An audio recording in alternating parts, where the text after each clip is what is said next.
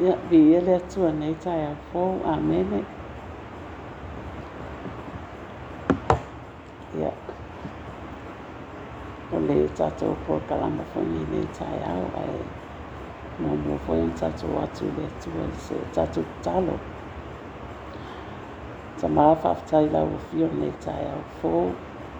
Whaftai tamai lau o fio whapena foi o na whaupopo mai nei aso fōu i aso mātou rola. Ia vi ia i lava tamā lau o fio na o loa lofa ma loa wanga le lei. O na whai ei fio na ria mai nei aso fōu tamā i lea lofa ma le anga le lei o na o fio. Tamā ua mātou talo i lau o fio nei tai au. Ia whapena ana tū mau mai le mana o lau whaunga i lunga ia i mātou. Ina ia mātou whai a fōi nei whaasoa tamā. O ia i le manuia ma le alofa mai lau o fio. Ina ia vi ia lava tamā lau o fio o na Yesu. Amen e amen.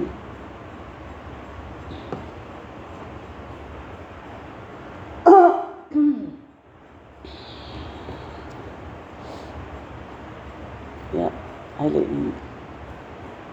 Ia ea foi o na whalawino atu fo i le tatou au nanga nei tai au. O le FEAU o SATAURO, amen e. Ia. Ai le i tatou whasoa nei tai au. Ia e mua fo i la mona watu se whawhiloa i amen. E whawhiloa i ei fo i pa ia man mamalo. O le au whawhonga nei tai au, amen ai mai se fo i oe o mai mua mai. O te whatalo whatwai fo i mo whawhiloa i atu.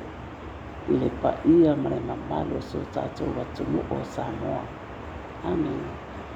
O te whatalo whatu leo whenga renga pa ia le atua. O lo whapena au na. Nono manu i whata whaitau langa i fia i tonu leila no langi. O na o le tala le lei. A lo tatou wali o Yesu Keriso. Amen. O te whatalo whatu fo I lunga o penga ta whailangi i ala leo whaleanganga. Ia I lātou uma o lo whapena au na lātou fola fola e tala le lei. I le malo le atua. Amen. Ia o te whatalo whatu fo I le alinga o le whatuatua le tino Keriso. Ia o te whatalo whatu fo I le sunga le whawhiangainga le sunga le whatunu ia mai kreta ma le whatua ia Sarah. Ia mene no whaalo mai se le ekalesia I marewa. Ia o le vi inga lava I le atua, whaftai lava I lau sunga fo I pasta ma le whatua. Ia ngā lue. Ia o le vi inga lava I fo I le atua. Amene. Au nei tai au. Ia I whapena fo ona tatou hoi le upo le atua. Amene. Au wafo se whamalosi mo I tatou. Ia ai tatou te lei. Ta ape atu fo I FEAU mga uenga mne yaso. Amene.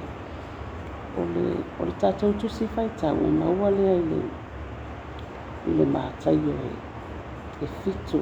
Whai upo I fitu. O le tusi lea mātai o isi ia o upo o le launga. Ai e sui lunga le maunga. Amen. Ai o te au mai ala le whai upo I fitu e whata ua mo tātou nei tai au. Amen. Ia whatalo whatu fo I le sunga whawhianga inga ia. Mai ko lo whatasi mai nei tai au. Whaftai alango lango. Whaftai whatasi mai. Whamanuia le atua. O le whai upo I fitu o te whata ua ina. Ia o tō o le atu. O na fua ina mai ei lea ia te o tō. Ia o tō sa ili. O na o tō mau ai lea. Ia o tō tu I atu. O na tō ina ai lea ia te o tō. Amen. O awa onga ia a Yesu. Sa whapena au na awa o I le moto tahata I tō tele I nuna le maunga. I le mata no fie o awa onga a Yesu. Amen. Whamai ia o tō o le atu. O na fua ina mai lea ia te o tō. Amen. E le se me whangitai I tātou atua. Pe a whai tātou te o le atu ia te ia. Mō tātou loto e ato atua. mo tātou loto e whamaoni le li. Awa e tali mai le atua e fua ina mai e ia mea uma mo i tātou.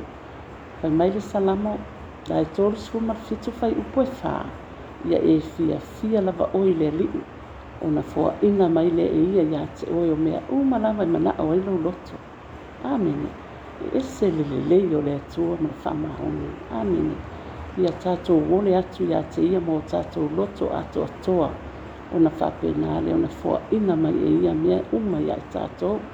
Pamai ia tātou sa ili. Ona tātou maua i lea. Mai fo ia le perfecta o Isaia lang tusi whamai. Ia o tō sa ili atu. Manu o maua o ia. Amene. Pamai ia o tō wala au atu ia te ia. Manu o lata mai. Amen. E lei se taimi tātou te wala au i le atua. Amen. Taimi lava nei o lo tātou maua le ola ma le malo si. Wawhai mai le se poto le tuunga mau po se mawhau tātou te o atu ia. Ia. Awa a tātou whioti a tātou wō le tuunga mau. Amen. E le mwhaiona e tō whapea e se e sawe. E whaale leila wa mio pe se e sawe toe. E toe whaini si au ngā ruenga se tele. Le ai o ti ale tangata wo ti fo amen ia ale fai mai ia e tu ia tu na to na mai ia amen a we te FEAU tu ia e tu mai tu se fa linga mai e su o te tu fai to mo tu ia tu wai se fa longa mai lo leo ia te tala mai le pui o te fale atu ma te tari sua mai amen ia tatu tu ia sa uma ia Yesu ke riso lo tātou li, ia tātou tatalo ia sa uma ma tātou tui awa o Yesu ke riso lo tātou wala i le malo le atua. Pai mai le Ioane na evangelua Ioane, mai whetala ngā Yesu, wa o mei o le ala upumoni ma le ona. E le alu atu lava se tasi tama, pe a le ui atu ia te ia. Amen.